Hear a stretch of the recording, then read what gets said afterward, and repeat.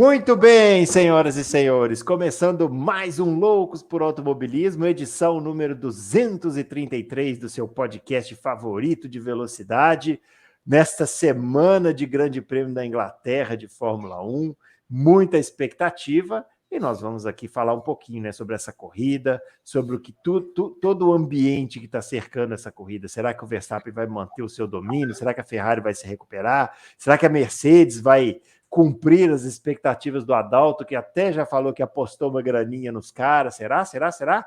Muito bem, muitas perguntas e vamos começar a respondê-las agora, chamando primeiro ele, o grande Adalto. Aliás, antes de chamar, deixa eu falar uma coisa, nós estamos testando um programa novo aqui, então se der M, a culpa é toda do Adalto que apareceu aqui hoje à tarde, que inventou essa moda, viu? O grande Adalto. Muito boa tarde para você, Adalto. Muito boa tarde, grande Bruno, grande Fabião. A culpa é do grande Léo Spielberg. Sempre, né? Sempre. Tem que pôr a culpa em alguém. E não sou eu. É porque a gente vai terceirizando, quarteirizando e quinteirizando as culpas, né? Então, exatamente. Você passa para o Léo provavelmente vai passar para o outro e o outro. Isso. No fim, a culpa vai ser do programa novo. Isso, exatamente. Mas estamos aí, né, para falar do Grande Prêmio da Inglaterra e outras cocitas mais. Estamos aí. Muito isso aí, bem. hoje tem bastante coisa para falar, né? Inclusive algumas coisas desagradáveis. Mas a gente vai falar rapidamente, né? Ou não, quem sabe? Vamos ver. Vamos chamar também o Fábio Campos aparecendo aqui também. Fábio Campos tem um fã-clube, né? Impressionante, né? Assim, um recorde de pessoas pedindo Fábio Campos nas quintas-feiras. Eu já não sei mais o que falar, apenas passar para ele esta batata quente. Ele andou dando brinde aí, né, Bruno? Pra galera. Eu acho, viu? Porque, né? vou te contar. Andou dando brinde, sorteando camiseta, sorteando o diabo aí. Bandeiras de Spa-Francorchamps, coisa Isso. Eu não tenho camiseta nem para mim. Como é que eu vou? Aceito doações. Eu espero que eu esteja sendo ouvido e visto, porque eu confesso que não estou entendendo nada do que estou fazendo aqui na parte técnica, mas parece que estou sendo aqui, né, ajustado para falar coisas desagradáveis. Eu achei que o nosso objetivo aqui fosse falar de coisas desagradáveis. Então vamos falar. O Grande Prêmio é da Grã-Bretanha, viu, seu Bruno Aleixo? Mas tudo bem, a gente chama de Inglaterra. Mas vamos lá, vamos falar, tem muita coisa, muita expectativa. É a Fórmula 1 voltando para casa, né? É a casinha da Fórmula 1. Se foram 3 anos sem Canadá, Silverstone choveu corrida na pandemia, né? Foi uma das pistas de socorro da Fórmula 1. E poderíamos ter sprint, né? Se tivéssemos aprovação das 6, esse poderia ser mais um final de semana de sprint, mas só aprovaram 3. Eu preferiria que fosse com o sprint, acho que o ano passado foi bem legal, mas esse ano também pode ser. É isso aí, ó. Você quiser falar com a gente no Twitter, tá aparecendo aqui os nossos Twitters, o meu @BrunoAleixo80, o do Adalto @AdaltoRacing e o do Fábio @CampusFB. Não se esqueça de se inscrever no nosso canal, curtir os nossos conteúdos e interagir bastante aí com a gente, né? Estamos sempre respondendo os nossos queridos confrades aí, principalmente nas quintas. Dessa vez o Twitter vai ficar aparecendo o tempo todo, pelo jeito, né? A gente colocou aqui. A gente colocou aqui os nossos tweets aqui embaixo. Eu também estou vendo o meu. A gente vai aparecer depois, esse vídeo que você está vendo agora, nesse momento, está aparecendo? Não sabemos. Pode ser que você olhe e fale assim, esses 3 são malucos, porque não está aparecendo nada aqui, mas pode ser que sim. Então, vamos saber, eu acho que na próxima edição, né, a 234... Se a gente estiver aparecendo, já é alguma coisa. Já é alguma coisa. Eu acho que na edição 234 a gente vai ter mais respostas e já vai poder saber mais exatamente como tudo funciona. Bom, vamos falar desse Grande Prêmio da Grã-Bretanha, como bem corrigiu o Fábio Campos, né, Adalto? Eu sempre chamei GP da Inglaterra, viu? Eu também, sempre chamei GP da Inglaterra. Não consigo chamar da Grã-Bretanha. Queria saber o senhor que está achando desse GP da Inglaterra, Grã-Bretanha, de sei lá onde, principalmente com a sua expectativa aí com relação à Mercedes. E aí, vai ou não vai, Adalto? Eu acho que talvez é a grande chance da gente ter 3 equipes disputando a vitória, eu acho. Né? Lógico, eu apostei como eu falei antes, eu apostei uma graninha tanto no Hamilton quanto no Russell, mas é uma grana pequena, mais por diversão, mais por, né? Nada demais, não vai. Mas eu acho que a gente tem essa chance aí de ter 3 equipes disputando e realmente disputando, né? eu olhei depois de novo o GP do Canadá, é impressionante, né? Até para responder alguns questionamentos que o pessoal faz nas redes sociais ou nos comentários lá do Auto Racing. E eu fui ver eu não tinha visto, por exemplo, as 5 últimas voltas do Hamilton. E o que eu vi dessa vez foi assim, né? Ele estava a 2 segundos do Sainz na volta 65 e na volta 66 também. Só que ele não estava conseguindo chegar, 2 segundos e pouquinho, 2 segundos e 3, 2 segundos e 4, 2 segundos, 2 segundos. Aí o engenheiro falou para ele mudar o mapeamento, né, no início, no meio da volta 66. Tipo assim, não vai chegar, não vai passar, muda o mapeamento aí. E aí o Hamilton mexeu ali e ele tomou meio segundo na reta ali. Uhum. Né? Depois do grampo até a linha de chegada, ele tomou meio segundo ali. Então, você imagina que ele tirou potência do motor ali, né? E depois ele tomou mais meio segundo, e aí ele tomou 1 segundo, e aí nessa que ele tomou 1 segundo, ele não usou bateria, ele economizou para usar na penúltima volta, que foi penúltima volta, 69, que foi a volta mais rápida dele, que foi coisa de 2, 3 décimos mais lenta só que a melhor volta do Verstappen e do Sainz. Uhum. Então você vê que ele tinha ritmo, né? Ele perdeu 5 segundos só nessas últimas 5 voltas, entendeu? Porque ele primeiro tirou o pé, mudou lá o mapeamento e depois ele não usou mais a potência elétrica para poder usar toda ela na volta 69, que ele se aproximou um pouco de novo. Então, e baseado nisso, e baseado também no GP da Espanha e no que eles vão trazer agora estão levando agora lá para Silverstone, eu acho que a gente pode realmente ter uma corrida com 3 equipes disputando a vitória. Que é um sonho, né? Para mim, isso é um sonho. Na atual Fórmula 1, né? Digamos que uma situação dessa já é para a gente comemorar bastante, né? E aí, Fábio Campos, você está com essa mesma expectativa também de ver 3 equipes brigando pela vitória? Ou não? Olha, Bruno, é difícil assim cravar vitória, né? Eu espero que a Mercedes melhore. Eu acho que se não for agora em Silverstone, não vai ser mais, porque a pista é um conjunto de coisas muito favoráveis a eles. Eu acho que a questão da Mercedes ainda nesse momento, apesar de que vão chegar aí, promete-se, né, atualizações que podem, assim, claro, né, ajustar mais o carro para lá ou para cá. Mas eu continuo convicto de que a Mercedes, não é que ela entendeu o carro, ela resolveu um problema criando outro. E ela é, por isso, altamente suscetível às condições. A condição de curva de alta, a condição do asfalto liso, que tem em Silverstone.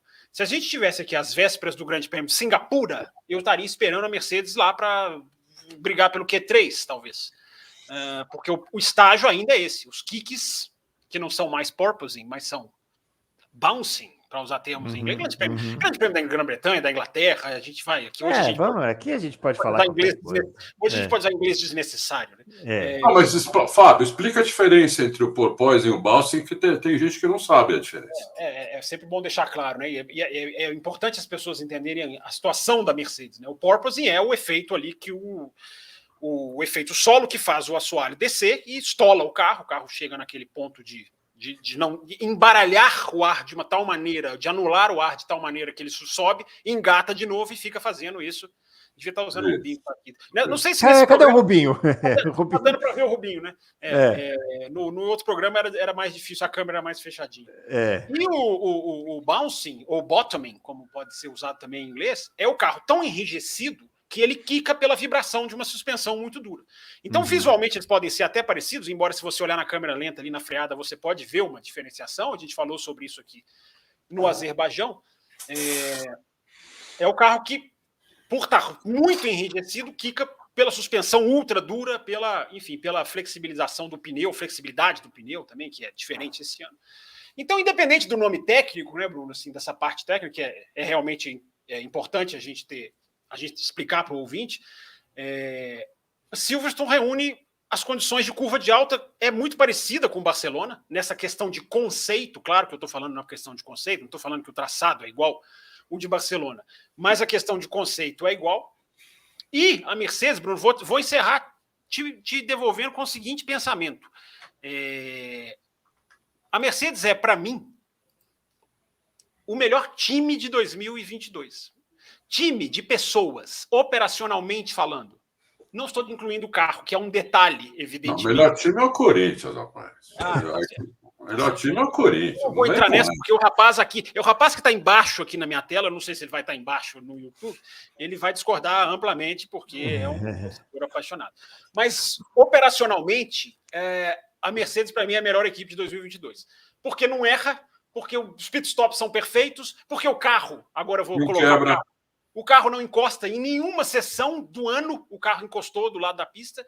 Então, Bruno, eu arrisco a dizer que se eles tivessem ali 2, 3 décimos, que é o que eles podem chegar, talvez, em Silverstone, não estou falando que vai ser isso, ou que vão chegar lá na frente, eu não sei, eu não vou arriscar. Mas mesmo se eles tivessem nesse ano 2, 3 décimos, ou só 2, eles estariam brigando pelo título. Não vou dizer que eles estariam líderes, porque o que o Verstappen está fazendo, 6 em 9, é demais.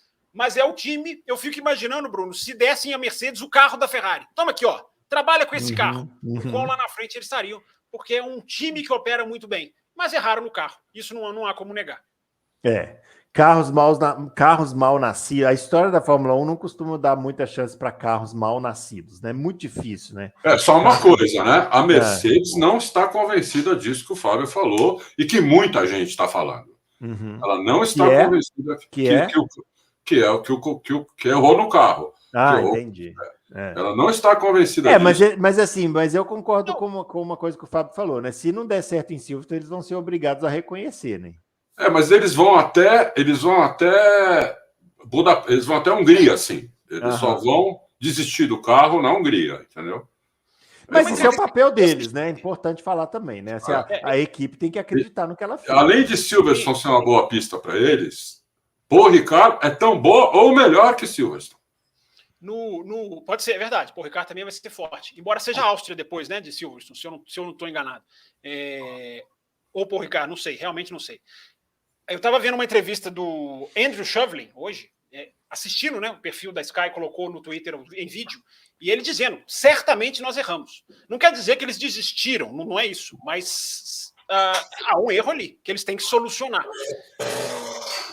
Eu também não acho que eles desistiram. E desistir não é fácil, gente. As pessoas falam, desiste, vai para 2023. Não tem como você desistir se você não entendeu o problema. Como é que você vai fazer um novo... A gente já falou isso aqui tantas vezes. Como é que você vai fazer um novo carro se você ainda não chegou no ponto certo do problema?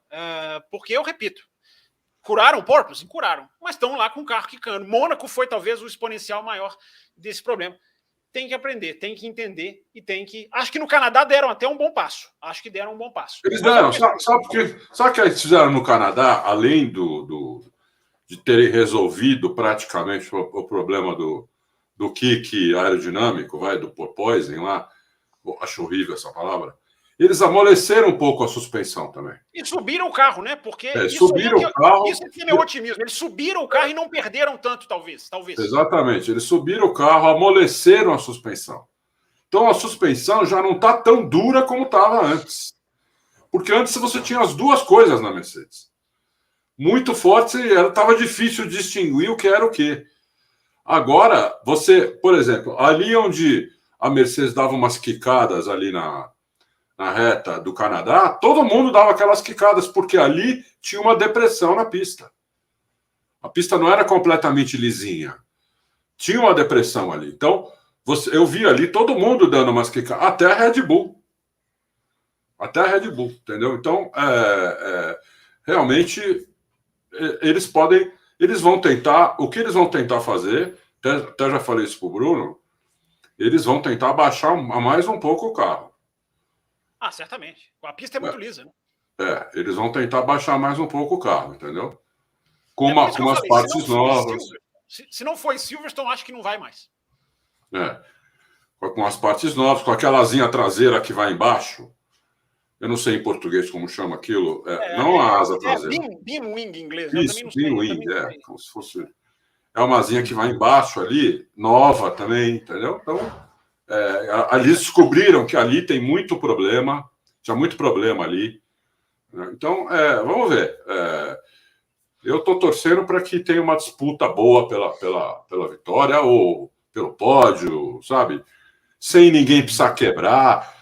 Se a Mercedes, por exemplo, conseguir um pódio em Silverstone, sem Red Bull e Ferrari quebrarem, já é um super avanço, porque Verdade, sim. até o Canadá isso não era possível. Nenhuma entendeu? corrida. Sim. Então, já é um super avanço. Então, vamos ver. E a Ferrari? A Mercedes tem uma coisa legal também, né, Bruno? Que vai correr em casa. Porque não só a equipe é inglesa, todas as equipes, quase todas são inglesas, tirando Sauber, Ferrari e AlphaTauri, mas com 2 pilotos ingleses, né? Isso é uma coisa que Silverstone não vê há muito tempo, né? E os caras são muito Vocês acreditam naquela historinha? Pergunta para os dois. Vocês acreditam naquela historinha de que o piloto em casa ganha alguns décimos a mais? Não. Não, eu acho que só se ele conhecer mais a pista do que os outros. Respondeu por mim. Que resposta perfeita, técnica. Respondeu por mim. Sabe o que está dizendo, né? Mas Silverstone todos eles conhecem bem, né? Porque é categoria de eu ia base. falar, né? Silverstone não serve de base para isso, porque todo mundo conhece Silverstone, né? Todo mundo que chegou na Fórmula 1 em algum momento na vida passou por Silverstone, né? Então. Vocês sabiam qual é o apelido de Silverstone antigamente? A partir de. Silverstone. Essa piada é velha. Família aqui, rapaz. Silverstone. Adalto Silverstone. Olha aqui. Devia dar esse nome aqui, ó. Se tá aqui aparecendo embaixo, já devia ter colocado esse nome. Silverstone. Todo do Senna, né, meu? Podemos chamar, né, assim, né? Adalto Silverstone. Se eu não me engano, o Senna ganhou 21 corridas lá. Na Fórmula 3, né? Em todas as fórmulas. Depois, Mas o apelido surgiu na Fórmula 3. Surgiu na Fórmula 3. Eles falaram, o Mansell falou que o piloto ganha quase 1 segundo correndo em casa. Dizia ele, já que eu sei que o Mansell vai ser esfuziantemente idolatrado. O Mansell é um apaixonado, né? E nós por ele. Então, e aí eles foram perguntar. A resposta do Verstappen, para mim, é primorosa. Porque eles foram perguntar para o Verstappen o ano passado se ele ia ganhar alguns décimos em casa. E ele respondeu: se eu ganhar, eu estou errado, porque se eu tenho 2 décimos que eu uso em casa e não uso em outra pista, eu estou pilotando errado. Eu preciso pilotar o máximo em todas as pistas. É primorosa a resposta. É uma boa resposta, não tem dúvida. Mas eu acho que por exemplo, tem pilotos. Imagina, por exemplo, se existisse um grande prêmio da Polônia, na época que o Kubica corresse, por exemplo, numa pista na Polônia. É óbvio que ele ia conhecer mais a pista do que os pilotos. E aí, agora, não chega a 2 segundos, como o Mansell brilhantemente disse. O Massa deu dica aqui de Interlagos como fazer o S do Senna para todos os pilotos, e todos eles falaram, é verdade, faz mais rápido desse jeito. E todos eles começaram a fazer mais rápido que o Massa. Você vê como a gente deve ficar calado na vida. Esse rapaz é maldoso. Se você tem um segredo, guarde para você. Vê se o Senna ia contar para as pessoas, olha, o Laranjinha faz aqui. O Senna ia contar o contrário. Ia contar o contrário. Se alguém viesse perguntar uma dica para ele, falar, olha, você faz assado que é o contrário. O contrário. Escuta aqui, o Adalto, e a Ferrari, hein? O pessoal da Ferrari está esperando uma recuperação da equipe, né?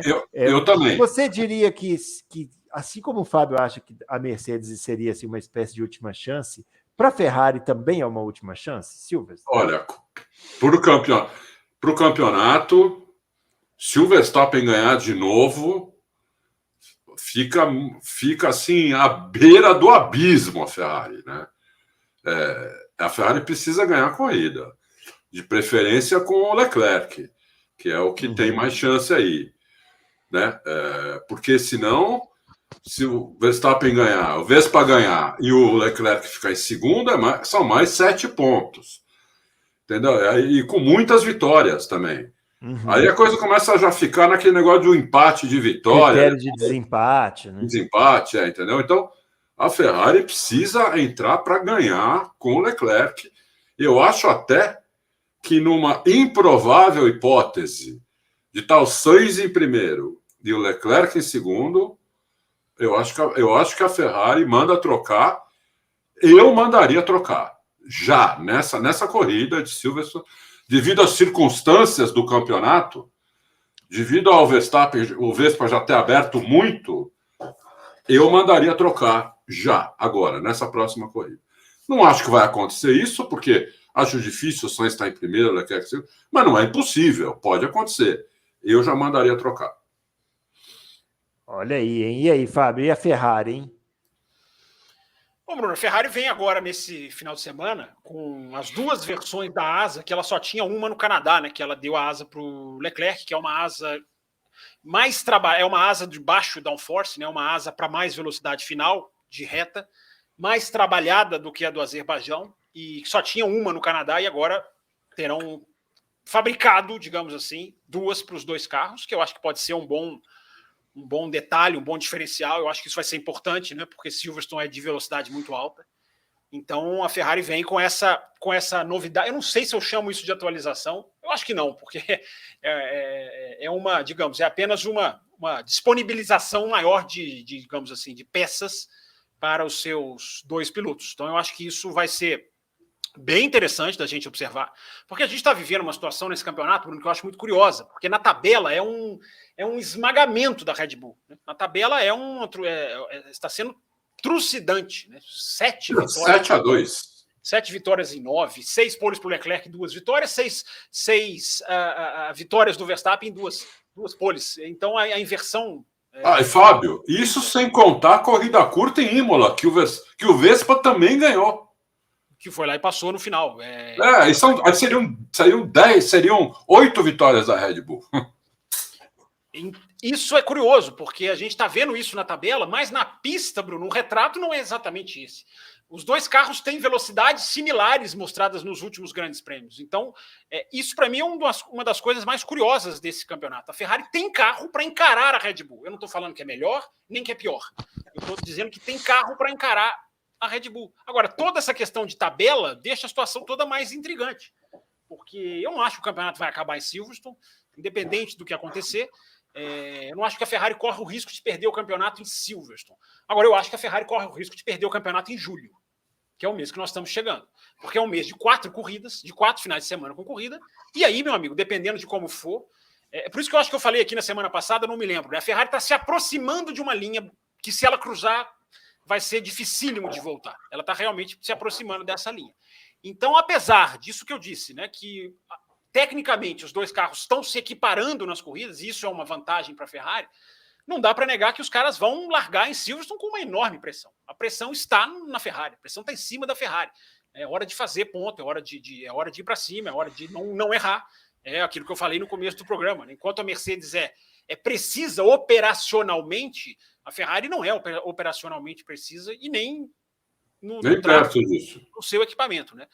Aliás, a gente pode falar um pouquinho dessas quebras, se você quiser, Bruno, que eu cheguei a uma conclusão sobre essas quebras ao longo de 2020. Não, pode falar, fica à vontade aí. Mas, enfim, não, só para concluir sobre a Ferrari, é bom lembrar que a Ferrari tem um bom histórico recente em Silverstone. Eu sei que é outro carro, eu sei que as coisas são... Né, o jogo vai ser jogado de uma maneira diferente. Vai ser interessante ver esse carro em Silverstone, vai ser interessante ver. É até meio confortável demais falar isso, né? Mas eu me lembro que quando chegou em Imola, é o melhor teste para o carro de 2022 até aquele momento, porque antes eram Austrália, Arábia Saudita, Bahrein. Imola já era ali uma pista com certas curvas, digamos assim, de alta, como a Rivasa, por exemplo, curvas de um raio maior. Depois eu falei de Barcelona, quando veio o Barcelona no melhor teste. Agora eu vou falar de novo de Silverstone, porque eu acho que Silverstone vai ser o melhor teste, porque além de ter características parecidas com Barcelona, tem curvas de altíssima velocidade que até o ano passado eram pé embaixo. E eu estou curiosíssimo para ver se a Copse vai voltar a ter que levantar o pé. Claro, acredito que vá. O Maggots, Beckett, Chapel ali, aquela sequência, como vai ser, porque o ano passado era uma levantada de pé. A curva 1 era pé embaixo. Não acredito que vai ser esse ano, talvez possa ser, não sei. Então, Bruno, há essa mudança técnica de Silverstone aí para esse ano, que é muito interessante para a gente ver esses carros de 2022, se eles conseguem fazer uma boa corrida, porque Silverstone normalmente a gente vê boas corridas, né? Essas curvas de alta, com esses carros quicando, vai ser bem interessante ver, né? Porque como mas eu não sei se vão quicar, né? Eu não sei se vão quicar. Se não quicar, tem que fazer de pé embaixo. Porque é aquilo, né? É aquela coisa, né, Bruno? Bastou a FIA emitir uma diretiva técnica que está dando uma polêmica enorme, porque cada um está puxando para um lado. bastou ela emitir essa diretiva e os kicks diminuíram no Canadá. Né? Que mostra que os caras vamos quicar até quando dá. Aí a FIA falou, não vai dar muito, os caras não estão quicando. E como o Silverstone é muito lisa, eu não espero kicks, eu não espero, embora não descarte, porque quem sou eu para prever isso? É verdade. Você queria falar das quebras da Ferrari aí? Ah, boa, bem lembrado. Das quebras da Ferrari e da Red Bull. Né? É engraçado, eu estava pegando aqui uma telinha para colocar lá no Twitter, do número de quebras, olhando só essas quebras que atacaram só as equipes principais, descartando o AlphaTauri, que quebrou muito no começo do campeonato, lá com os motorzinhos Honda, né? Ou RBPT, como vocês queiram, batizados com a sigla Red Bull. Podia ter colocado Mugen Honda para os saudosistas de plantão ficarem felizes. Você é um saudosista nato, né? É porque a Mugen Honda ela é uma empresa independente. Eu sei, não tem nada a ver, mas era só para... Você ia gostar, né? Você gostava dos Mechachrome? Mechachrome, Playlife. Playlife, lembra da Benetton Playlife? Que porcaria, enfim. Né? Nossa senhora, mas vai. Mas enfim, Bruno, eu estava pensando sobre isso, né? E o número de quebras é muito grande, muito inesperado, porque mudou tudo no carro, mas o motor não. O motor teve uma evolução natural. O motor não foi revolucionado como será também, entre aspas, em 2026. Aliás, tem muita coisa pegando aí sobre esse novo motor aí nos bastidores. Mas eu tenho para mim, Bruno, que essas equipes jogaram lá para cima de uma maneira... Jogaram a potência lá para cima de uma maneira consciente. Pisaram na linha, vou usar a mesma referência da linha. Pisaram ou passaram um pouquinho da linha de confiabilidade de propósito. Porque se a gente tirar as subsidiárias, AlphaTauri, Alfa Romeo e Haas, que estão quebrando demais da Espanha para cá, são 3, 4 quebras só nessas equipes, mas vamos olhar só para as principais. 3 quebras da Ferrari, 4 da Red Bull. Eu tenho convicção, Bruno, é uma convicção, evidentemente não é uma informação, até porque esse tipo de informação é virtualmente impossível de se conseguir, de que as equipes falaram, vamos jogar a potência lá em cima, vamos correr o risco de quebra, porque nós vamos ficar com esse motor por 3, 4 anos. Então, confiabilidade se conserta. Confiabilidade se cura, se substitui peça. Não estou dizendo aqui para aqueles exagerados que estão quebrando por querer, que foram irresponsáveis, não. Mas pelo ineditismo de você fazer um motor que vai durar 4 anos, compensa você jogar a potência lá em cima e ir curar. É um risco calculado, porque vai se pagar a médio prazo, na minha visão, Bruno Aleixo. É uma reflexão, porque o número de quebras é muito grande para ser só coincidência, do meu ponto de vista. É verdade. E aí, Adalto, quer falar? Não, eu até já falei sobre isso. Eu acho que a Red Bull começou, né, como é ela agora que determina como que vai o motor dela, ela não é tão conservadora quanto a Honda, ela começou com uma potência maior, ela começou quebrando, né? A Ferrari não quebrou nas primeiras corridas. Quem quebrou foi a Red Bull, e a Red Bull estava muito boa de reta, né? Aí a Ferrari pôs mais potência, a Ferrari começou a quebrar, a Red Bull tirou um pouquinho, porque viu que tinha exagerado, começou a tirar um pouquinho, e a Ferrari colocou mais potência, e a Ferrari começou a quebrar. Né? Eu acho que agora as duas chegaram, já viram qual é o limite, imagino, né? E eu acho que isso não vai mais acontecer na questão da UP. Pode quebrar outras coisas no carro, mas a UP agora acho que vai ser mais difícil quebrar por aumento de potência. Pode quebrar por alguma outra coisa, né? A gente sabe, refrigeração da UP é mega importante. A UP inteira, todos os componentes precisam de refrigeração, tudo. Mas por aumento de potência, acho que a partir de agora eles aprenderam. Talvez quebre a Mercedes, porque eu acho que agora em Silverstone, se eles verem que o carro deles está andando bem, eles vão aumentar um pouco a potência, porque a Mercedes está bem conservadora, não está usando a potência que poderia usar, talvez, porque não adianta. Porque, ao contrário, quanto mais rápido o carro estava indo na reta, mais ele estava quicando, né? Então, nem adiantava por mais potência, o piloto talvez nem fosse usar, entendeu? Então, mas se agora o carro quicar menos, parar de quicar ou quicar menos, eu acho que eles vão pôr um pouquinho mais. Eles têm uma gordurazinha lá para colocar, tenho quase certeza. Pouca coisa, não estou falando nada absurdo, não é? Estou falando de 10, 15 cavalos. Estou falando disso. As quebras da Red Bull não são exatamente por potência, né? Das 4 quebras da Red Bull, 3 são por sistema de combustível e a outra é hidráulica, né? Não sei se essa questão de diminuir potência... Não, mas trocaram muitos componentes já, né? Mas aquele negócio trocaram bastante componente da bomba de combustível, né? Aquilo ali é outra coisa, né? Não, trocaram componente da UP já. Principalmente na AlphaTauri. O japonês, por exemplo, já explodiu tudo. Todos os componentes da UP dele já eram. Já trocou tudo, entendeu? Então, eles estão, como sempre foi, né? Desde que ele está na Fórmula 1, ele é a cobaia do motor ali, né? Muito bem, pessoal. É isso então, o Grande Prêmio da Inglaterra neste final de semana. Como o Fábio falou, não vai ter sprint, né? Ia ter, mas não vai mais ter, né? Então, fim de semana normal aí para a gente acompanhar a Fórmula 1.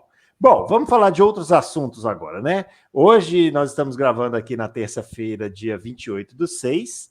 Você que está no planeta Terra está sabendo que o Brasil novamente se tornou protagonista na Fórmula 1, né? A gente esperava isso há muito tempo, né? Quando o Brasil vai voltar a ser protagonista na Fórmula 1? Voltou hoje, mas por motivos muito tristes, né? O Nelson Piquet, tricampeão mundial de Fórmula 1, deu uma entrevista para um podcast que eu não sei qual é, mas tá aí alguns cortes aí no YouTube, no qual ele usa termos racistas para se referir ao Lewis Hamilton e cereja do bolo para dizer que o Hamilton bateu no Verstappen de propósito naquele acidente em Silverstone do ano passado, né? Você se lembra ali, antes da Copse, o Hamilton veio para ultrapassar por dentro e o Verstappen fechou, eles bateram. Houve muita discussão em torno desse acidente, a gente aqui no Loucos já debateu exaustivamente sobre isso, e o Piquet agora resolveu dar a opinião dele de que o Hamilton bateu de propósito e ainda usando termos racistas para se referir ao piloto. Ele se referiu ao Hamilton como neguinho, né?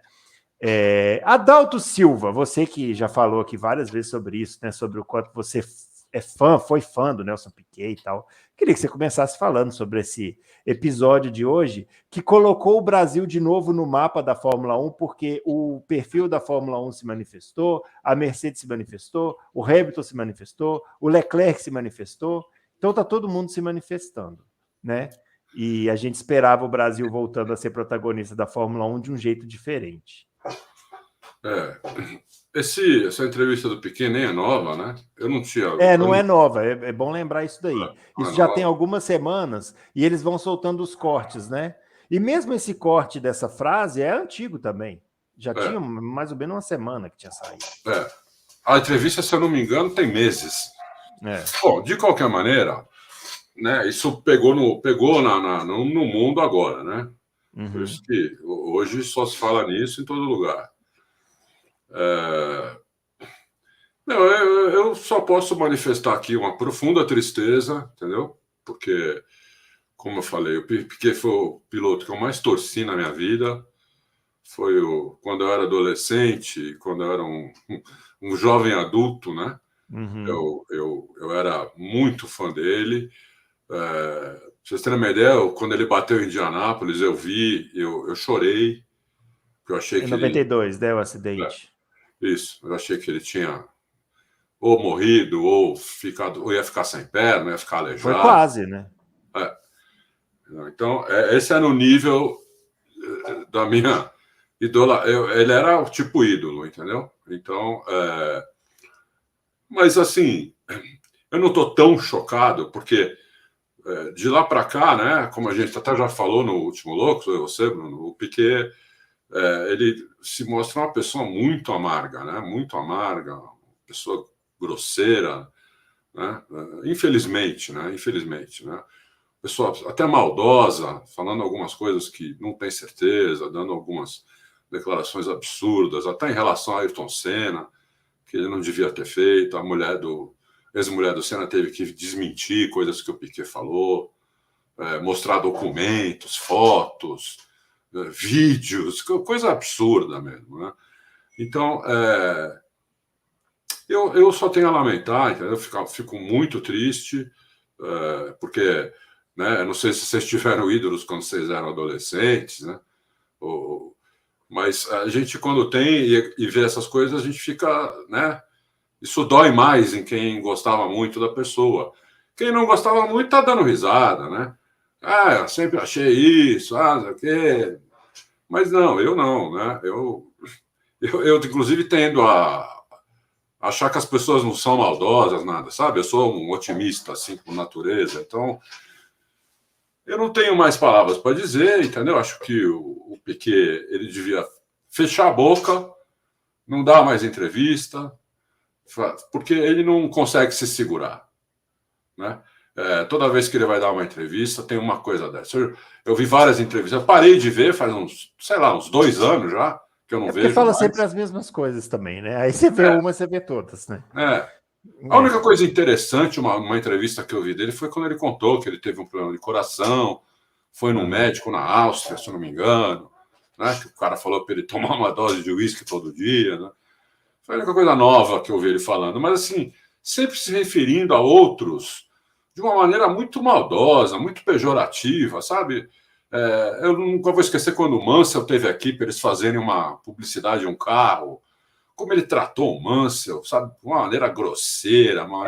Essa entrevista está no YouTube, né? É uma entrevista dos dois e é constrangedora. Assim, constrangedor. Muito constrangedor. Ele fazendo piada com o Mansell sobre o acidente do Mansell, que Exatamente. quase quebrou a coluna, né? O Mansell podia ter ficado tetraplégico naquele acidente em 87 no Japão, e o Piquet fazendo piada com o Mansell. Então isso me deu muita tristeza. É evidente que isso não tira o que o Piquet foi como piloto, né?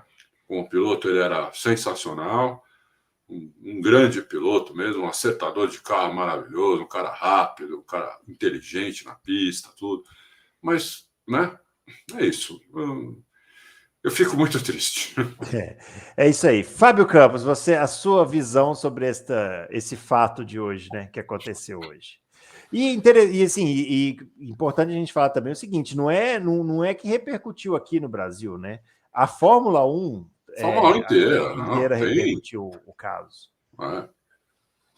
Assim, essa entrevista foi há muito tempo, né? Como vocês falaram, parece que foi em dezembro. Eu ouvi alguém dizer que foi em dezembro e eu fico me perguntando por que essas coisas de repente estouram, né? Por que de repente essas coisas pipocam do nada, né? Por que não deu repercussão na época e hoje dá, né? Enfim, eu não vou nem entrar muito na questão da terminologia. Eu acho que a gente vive num mundo hoje que é diferente do que a gente viveu há 20 anos atrás. Algumas coisas eram aceitas 20 anos atrás e hoje não são mais. Eu, especificamente, não acho que ele falou no sentido racista. Eu acho que ele usou uma expressão que o brasileiro usa toda hora. Toda hora. E é uma expressão que sonoramente é parecida com uma expressão que em inglês é ofensa. O nego no Brasil, muita gente não trata como tão ofensivo. Até eu admito. Mas eu entendo se o negro se achar ofendido por isso. Ele tem absoluta razão. O nigger, em inglês, é ofensa, é xingamento, é menosprezo. Teve uma pessoa que me respondeu isso no Twitter, que foi uma tradução que acabou ficando desvirtuada. Eu acho que a tradução amplifica, mas eu não quero aliviar para o Piquet, não, porque eu acho que o Piquet está colhendo o que ele plantou. Isso. O Piquet a conotação do que ele falou, de como ele falou, né? Neguinho, sabe? Para mim é que foi ofensa. Assim. Eu acho que tem muita coisa envolvida nisso aí. Ele tem o parentesco, que a gente pode dizer, com o Verstappen. Então é do interesse dele cutucar o Hamilton, né? Porque ele é da família, digamos assim, do Verstappen. Não estou dizendo que isso justifica. Deve existir um ranço também com o Hamilton, porque o Hamilton acabou com o Nelsinho Piquet na Fórmula 2, estrucidou o Nelsinho Piquet na Fórmula 2. Então deve haver um ranço. O Piquet é um cara que ele fala o que ele pensa, eu acho isso legal, independente de entrar nas coisas. Ele já falou 200 mil coisas que eu discordo, enfim, já usou expressões que eu não concordo, já zombou de sexualidade de piloto, o que era errado há 20 anos atrás, era mais aceito, mas era errado. Já zombou de mulher bonita de um, mulher feia de outro, que também é de uma... dá para ver por que ele está alinhado com quem ele está alinhado, né? Dá para ver. Ele realmente não está fazendo isso de sacanagem. Ele realmente compartilha das ideias. Tá? Antes que me xinguem, eu estou apenas constatando que ele compartilha das ideias de muita gente que está por aí no poder. Ele não está nem aí para o que ele fala, então ele cavou. Ele cavou. Agora, é um cara que, para mim, mostrou a falha do seu caráter em algo que a imprensa brasileira achou que era irrelevante, e para mim nunca foi, que é só revelar o escândalo de Singapura porque o seu filhotinho foi demitido. Se o seu filhotinho não tivesse sido demitido da Renault, o senhor Nelson Piquet teria guardado o escândalo de Singapura até o túmulo.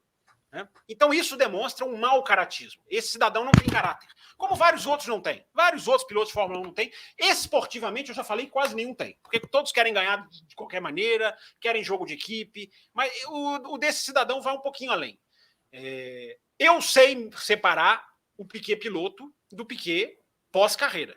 Eu não estou dizendo que as pessoas têm que enxergar dois Piquets, mas eu não vou diminuir, por exemplo, os feitos do Piquet na pista, que é o que muita gente já está fazendo.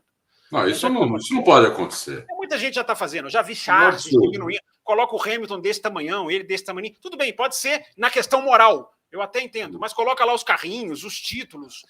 O Piquet é tricampeão do mundo e isso nunca vai ser apagado. Lógico.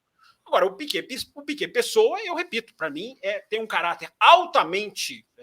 não vou dizer nem questionável, altamente, comprovadamente falho, porque, eu repito, a imprensa toda tratou Nelsinho como um injustiçado, tadinho do Nelsinho, recebeu a ordem do Briatore. Briatore é vilão, entre parênteses Mas Briatore é vilão, o Nelsinho é coitadinho. O Nelson Piquet só revelou o que revelou porque o filho dele foi demitido. Senão estavam todos no mesmo saco, porque todos pertencem ao mesmo saco.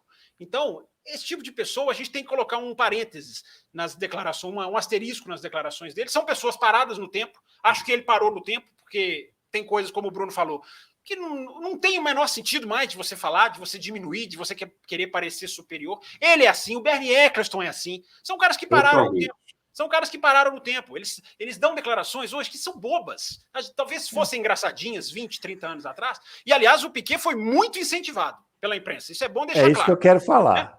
Era o fanfarrão. O Piquet, olha, o tratamento ao Nelson Piquet na imprensa brasileira mudou instantaneamente quando ele declarou apoio político a quem ele apoia. Mudou, mas assim, da água para o vinho.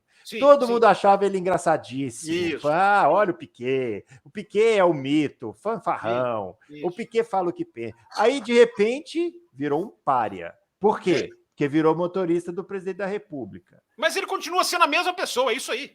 Exatamente, sempre foi isso. Sempre foi, o Nelson Piquet sempre foi um sujeito extremamente desagradável, da quinta série, piadinhas bobas. Eu citei no meu Twitter hoje uma coisa ridícula, que ele veio aqui no GP do Brasil em 2011, recebeu uma homenagem. Né? As pessoas ovacionaram ele no autódromo. Eu fico imaginando, eu não estava lá, mas eu fico imaginando o sentimento de quem estava lá, revivendo momentos históricos, uma emoção enorme. Aí o cara tira uma bandeirinha do Vasco para provocar a torcida. Que coisa mais ridícula, de quinta série, sabe? Que coisa desagradável, que coisa, sabe? Eu só não acho... É bobo. Não é que é ofensivo, é bobo, é muito bobo.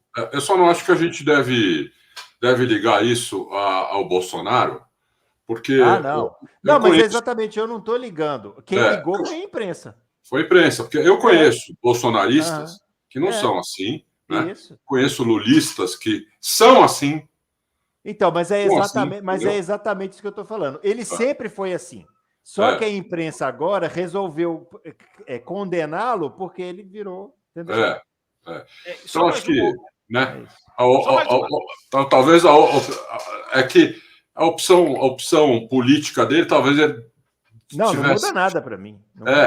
Não muda nada, mas devesse ter ficado quieto também, porque, né, o Brasil está tão polarizado que não ajuda nenhuma personalidade pública a ficar fazendo campanha para qualquer um, para qualquer candidato. Mas aí cada um sabe de si. Né? É o que eu disse, para mim não muda nada. Continua a ser. Se eu fosse fã dele, eu continuaria sendo. Como eu nunca gostei dele, eu continuo não gostando, entendeu? Sim. Mas vai lá, o Fábio estava terminando.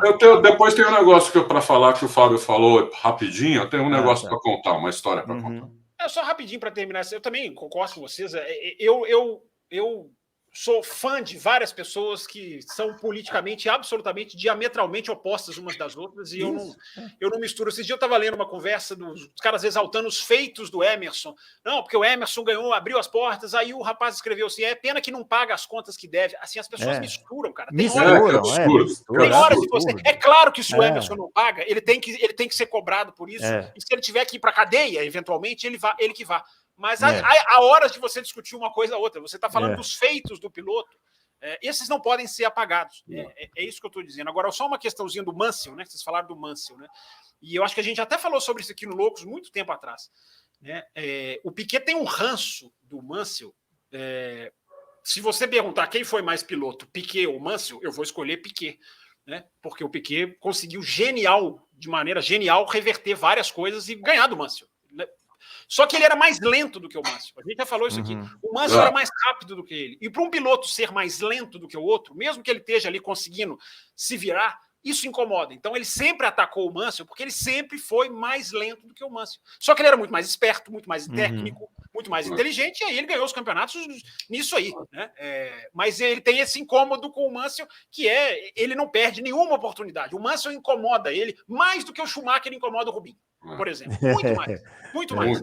Eu acho, inclusive, que o Mansell incomoda ele pelo fato do Mansell, com um título só, ser um super ídolo na Inglaterra. Sim. E o Piquet não ser um super ídolo aqui, infelizmente. Com 3 títulos. Mas aí a postura dele diz muito, né? Então, mas o que eu tô falando, mas a culpa é dele mesmo. A culpa é dele. O Mansell a gente viu agora no festival de Goodwood, como a torcida ama ele. Ele tá quebrando a pauta. Tá quebrando a pauta, pelo amor de Deus. Então, eu queria voltar no negócio que o Fábio falou. Uma hora ele falou do Bernie.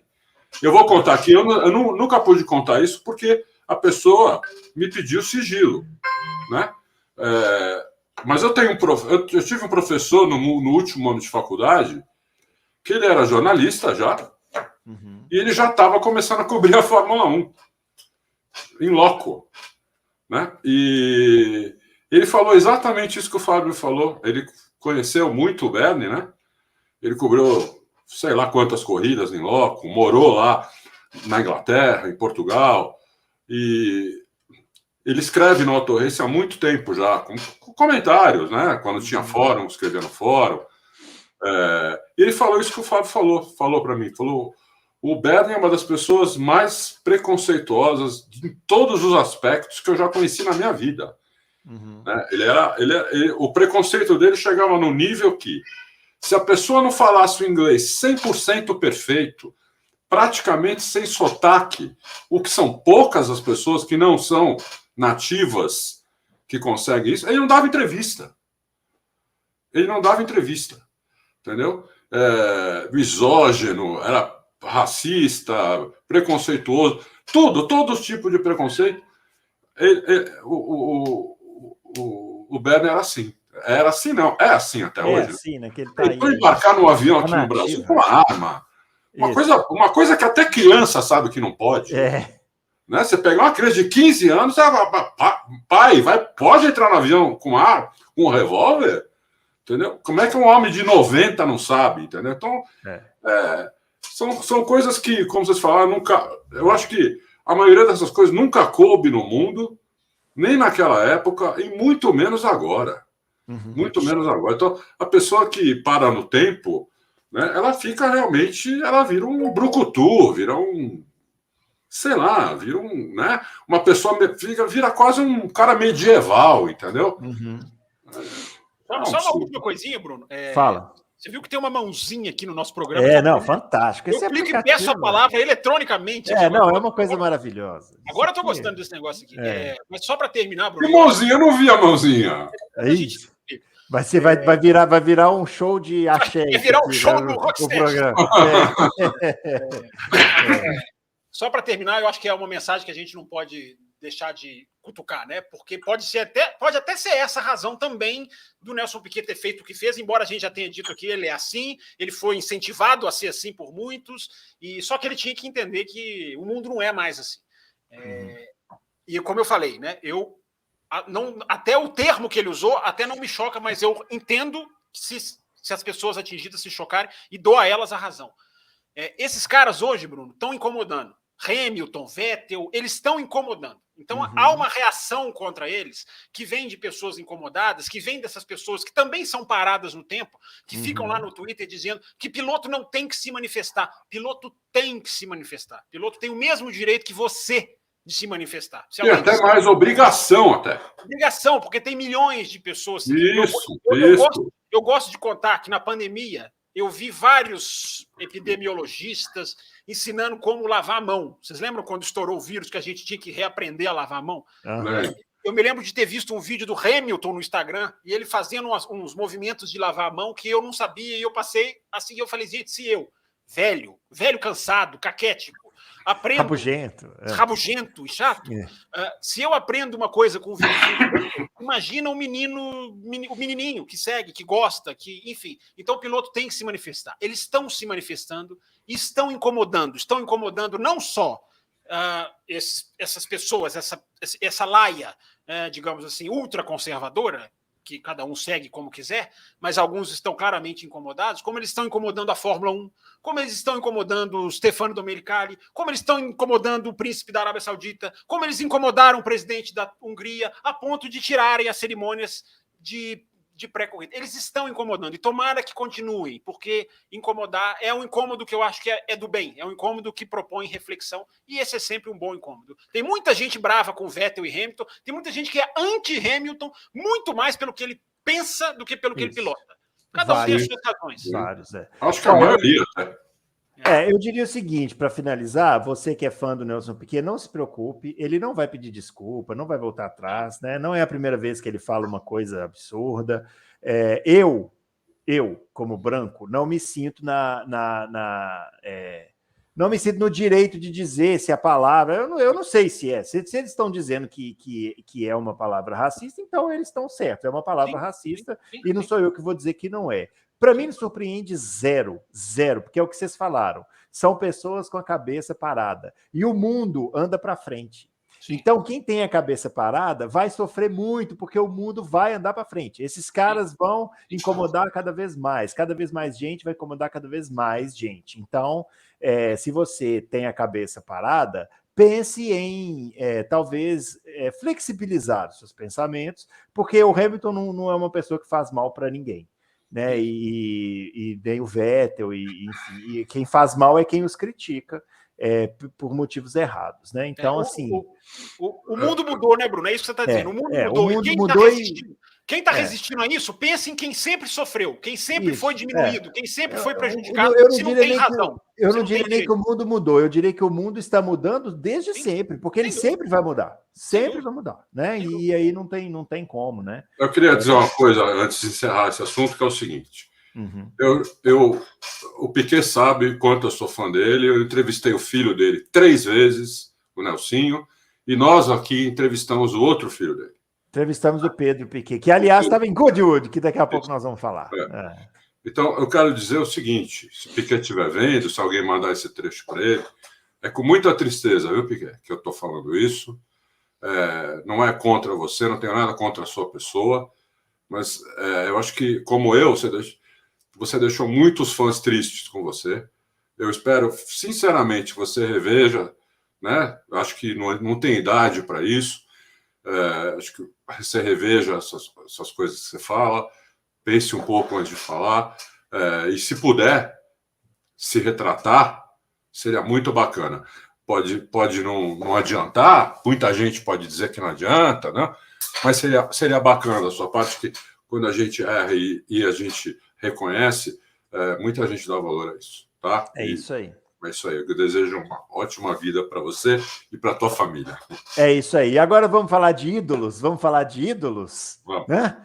Tô saindo. O homenageado do ano em Goodwood. Por falar em ídolos, eu vou citar uma entrevista do Johnny Herbert aqui, depois que vocês falarem de ídolos. Vamos lá. Depois, vai. O homenageado do ano em Goodwood foi o Nigel Mansell. Já está aí na sua tela o vídeo que eu peguei aqui no Twitter. O Mansell foi andar lá em Goodwood. Ele andou o Goodwood, para quem não sabe, é um festival de histórico, né, de carros antigos, tem Fórmula 1, tem de tudo lá, é uma pista que eles fecham, tem um cronometragem, tem um recorde da pista. Exposições, palestras. Exposições, é um evento assim espetacular para quem gosta de corrida, não só de corrida, mas de automóveis em geral, é um evento fantástico, e sempre vão ex-pilotos, né?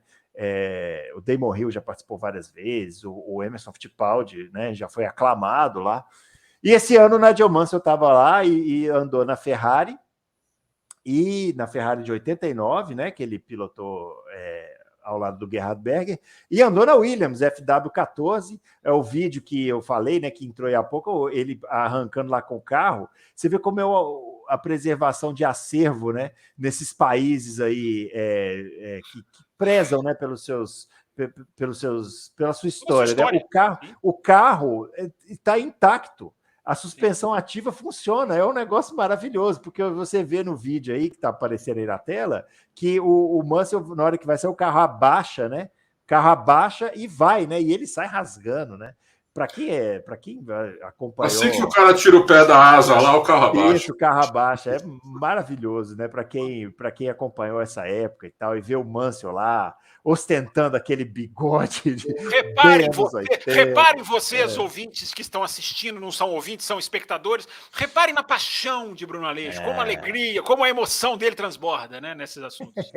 Não, mas eu fiquei muito feliz também de ver o Mansell assim. Até que ele tá bem, ele tá com a mesma cara, só um pouco mais velho e um pouco mais gordo. Isso, tá a mesma coisa. Agora, ele sentado na Ferrari de macacão da Williams, eu achei um barato. Foi um barato.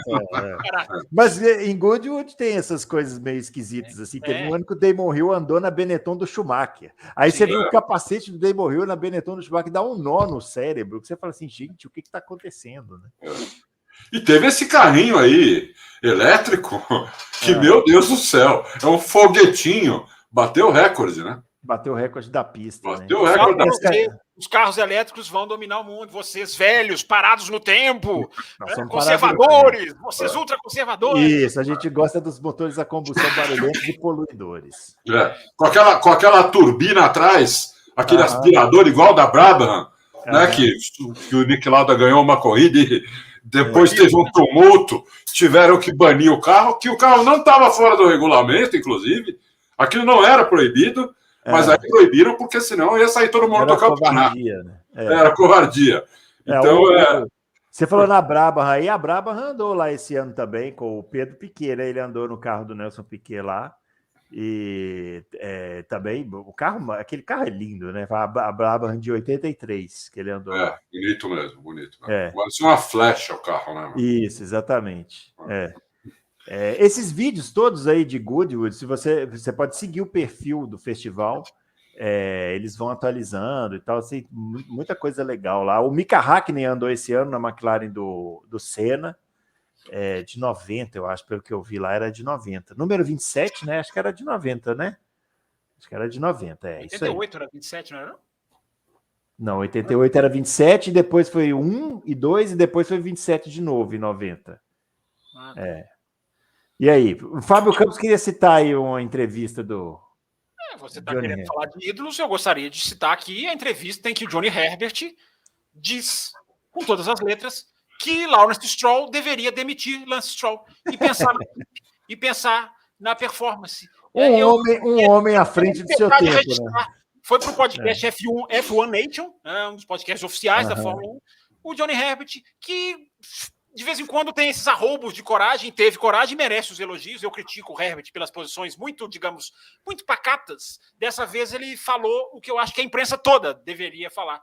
Tire o filho, coloque pilotos que realmente merecem estar no seu carro, seu Lawrence Stroll, para que a sua equipe cresça. Parabéns ao Johnny Herbert, que já que você falou em ídolos, eu sou obrigado a dizer, porque envolve aí o seu grande ídolo. Um absurdo, né? Um absurdo. O Johnny Herbert. Johnny Herbert é uma pessoa razoável, né? Uma bola fora total, né? Quer tirar o maior ídolo da Fórmula 1, ele quer que tire da Fórmula 1. Um absurdo. É bom, né? Encerrar o programa falando de ídolos é bom, né? Depois dessa pauta pesada, chata. Vocês viram que a Aston Martin... voltar a falar disso mais. Aston Martin está pedindo pro Vettel decidir logo se vai ficar, se não vai. E aí, você acha que fica? Hamilton não. Vettel. Você acha que fica ou não fica? Puta, eu não sei, viu? Eu tinha dúvidas. Eu ainda tenho dúvida se ele vai ficar ou não. Eu tenho dúvida. Eu acho que se o carro fosse melhor, talvez ele ficasse. Mas o carro é meio ruinzinho. Não sei não se ele vai continuar. O que você acha, Fábio? Eu acho que o Vettel é muito sincero e eu acho que ele foi muito sincero quando ele disse lá por Imola, por ali, e ele falou, agora que o carro não é bom, eu vou medir a evolução da equipe. Se houver evolução, quando um piloto fala isso, o piloto normalmente não fala condição em que ele fica ou que ele não fica. E o Vettel falou, eu vou olhar a evolução. Se o carro evoluir, é uma coisa, se o carro não evoluir, é outra. O carro está evoluindo, diga-se de passagem. Mas eu acredito que ele não vai decidir agora, acho que a equipe está meio na mão dele, acho que a equipe quer que ele fique. E aí ele vai decidir se ele quer continuar ou não. Acho que vai depender se esse carro avança ou não. Muito bem. É isso aí, a mesma coisa.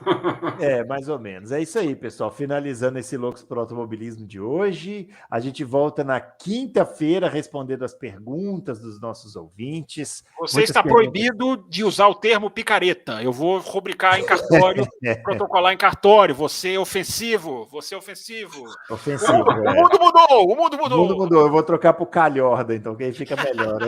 Até calhorda virar ofensivo, eu vou ter um tempinho para usar. Muito bem, pessoal. É isso. Então a gente volta na quinta-feira. Não se esqueça de deixar sua pergunta, não se esqueça de deixar o joinha no nosso vídeo. E a gente volta na próxima semana com mais. Na próxima semana, não, na próxima quinta com mais Loucos pro Automobilismo. Um abraço para todo mundo e até lá. Valeu!